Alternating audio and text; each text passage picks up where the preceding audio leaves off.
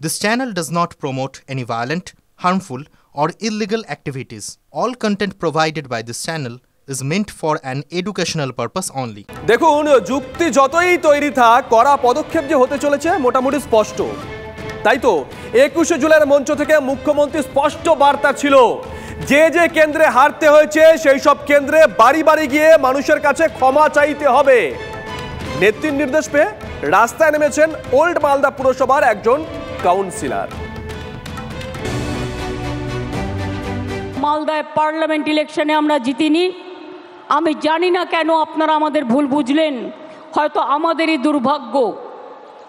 একটা সিট কংগ্রেসকে, একটা সিট বিজেপিকে। ওরা কোনোদিন কিছু করেছে আপনাদের জন্য? করবেও না, মনে রাখবেন। কিন্তু তাও ভুল বুঝিনি আমি মনে করি মালদার আমসত্ত্ব 2026-এ আমরা পাবই। অনেক সাফল্যের মাঝেও মালদা তৃণমূলের কাছে একটা বড় ক্ষত। এখনো লোকসভা নির্বাচনে মালদায় জোড়া ফুল ফোটেনি। 21-এর মঞ্চ থেকে সেই আক্ষেপ ধরা পড়েছিল মুখ্যমন্ত্রীর গলায়। মালদার জোড়া পুরসভা ইংলিশ বাজার ও ওল্ড মালদায় তৃণমূল ক্ষমতায় থাকলেও লোকসভার নিরিখে 2 পুরসভাতেই এগিয়ে বিজেপি। রেজাল্ট আউটের পর দেখা যাচ্ছে ওল্ড মালদা পুরসভার 20টি ওয়ার্ডের মধ্যে বিজেপি এগিয়ে 18টি ওয়ার্ডে, কংগ্রেস এগিয়ে 2টি ওয়ার্ডে, তৃণমূল সব ওয়ার্ডে পিছিয়ে। 20টি ওয়ার্ডের মোট ফল মিলিয়ে বিজেপির লিড 27,517 ভোটের। তৃণমূলের রেজাল্ট ভালো নয়, তার উপর নেত্রী দিয়েছেন কড়া বার্তা। যেখানে আমরা জিতিনি সেখানে মানুষের ঘরে ঘরে গিয়ে বলবেন আমাদের ক্ষমা করবেন। হয়তো আপনাদের বিশ্বাসযোগ্যতায় আমাদের কোনো খামতি ছিল, আগামী দিন যাতে না হয় আমরা দেখব, আমাদের আশীর্বাদ রাখবেন। আর সময় নষ্ট করেননি ওল্ড মালদা পুরসভার 7 নম্বর ওয়ার্ডের কাউন্সিলর শত্রুঘ্ন সিনহা বর্মা। লোকসভা ভোটের ফলে নিজের ওয়ার্ডে প্রায় 2000 ভোটে পিছিয়ে তিনি, তাই রাস্তায় নেমে পড়েছেন। বাড়ি বাড়ি গিয়ে ক্ষমা চাইছেন মানুষের কাছে। শত্রুঘ্ন বলছেন, দিদির নির্দেশে এটা শুদ্ধকরণ যাত্রা।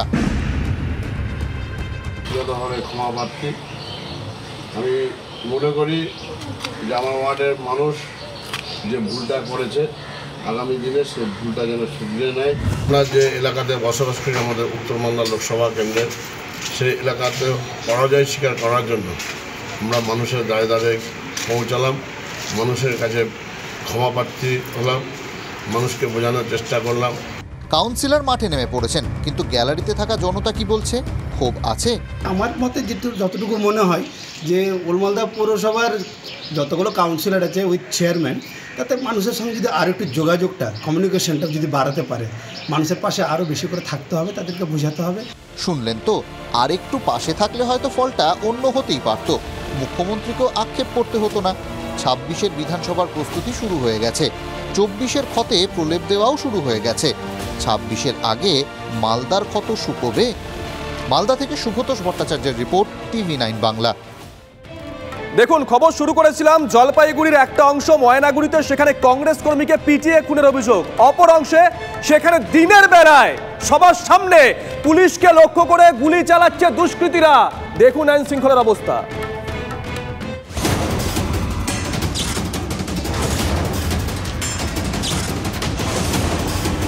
উত্তরের 2 ছবি। বুধবার মালদার গাজলে ব্যাংক ডাকাতি করতে যায় একদল ডাকাত। পুলিশের তৎপরতায় ধরাশায়ী হয়ে যায় ডাকাত দল। ধরা পড়ে 5 ডাকাত। কিন্তু মালদা পুলিশ সাফল্য পেলেও দুষ্কৃতীদের ধরতে ব্যর্থ জলপাইগুড়ি পুলিশ। উল্টে খোদ আক্রান্ত পুলিশই। এমনিতে শান্ত শহর জলপাইগুড়ি, সেখানেও এবার চলল গুলি। পুলিশের গুলি নয়, পুলিশের ওপর গুলি চালিয়েই পগার পার দুষ্কৃতীরা। কি হয়েছিল? জলপাইগুড়ির দিনবাজারে সন্দেহজনক গাড়িকে তাড়া করে পুলিশ। পুলিশের ওপর 3 রাউন্ড গুলি চালিয়ে পালিয়ে যায় গাড়িটি। ওই এলাকায় একাধিক সোনার দোকান। ডাকাতিই কি উদ্দেশ্য ছিল? জলপাইগুড়ির পুলিশ সুপার বলছেন, কোতোয়ালি থানার পুলিশের তৎপরতায় ডাকাতির ছক ব্যর্থ হয়েছে, যদিও দুষ্কৃতীরা ধরা পড়েনি, সে কথাও মেনেছেন পুলিশ সুপার। আতঙ্কিত স্থানীয় বাসিন্দারা। আমরা এখানে দেখতে পাচ্ছি যে কিছু দোকানের শাটার ভেঙেছে, কিছু ওয়াল ভেঙেছে এবং কিছু তালাও ভেঙেছে। একটার পরে একটা ঘটনা ধারাপ্রবাহভাবে এখানে চলে আসছে, যেটা জলপাইগুড়ি শহরে ছিল না। সেটা আমাদের সবথেকে আশঙ্কার কারণ। আমরা ব্যবসায়ীরা প্লাস এখানকার স্থানীয় বাসিন্দারা খুবই উদ্বেগজনক। আমরা খুবই উদ্বেগজনক এবং খুবই ভয়ঙ্কর পরিস্থিতি কালকে ঘটনা যেটা ঘটেছে। মালদা থেকে জলপাইগুড়ি ডাকাত দলের দাপট বেড়েই চলেছে বাংলায়। রেহাই পাচ্ছে না পুলিশও। বাংলাকে বাঁচাবে কে? Nileshwar সান্যালের report, TV9 Bangla. Hawker বিক্ষোভে উত্তাল ধর্মতলা। নিউ মার্কেটের সামনে রাস্তা অবরোধ করে বিক্ষোভ হকারদের। 3 থেকে 4 দিনের মধ্যে কোনো ব্যবস্থা না নেওয়া হলে বড়সড় আন্দোলনের হুঁশিয়ারি হকারদের।